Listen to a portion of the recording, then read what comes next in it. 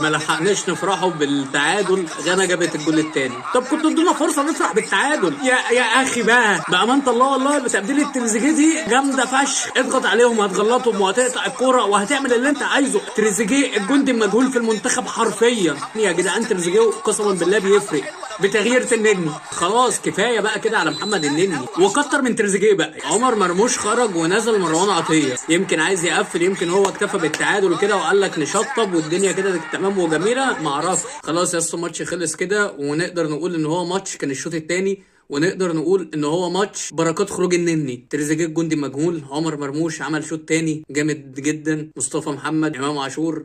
طبعا انت دلوقتي هتخش في حسبة بيرما، انت كده معاك نقطتين، غانا معاها نقطة واحدة، موزمبيق حاليا معاها نقطة واحدة، والراس الاخضر معاها 3 نقط. بكرة بقى ماتش موزمبيق والراس الاخضر الساعة 4، وده اللي هيخليك تفهم بقى انت هتروح فين. هتبقى مركز تاني، تبقى مركز تالت، الله اعلم.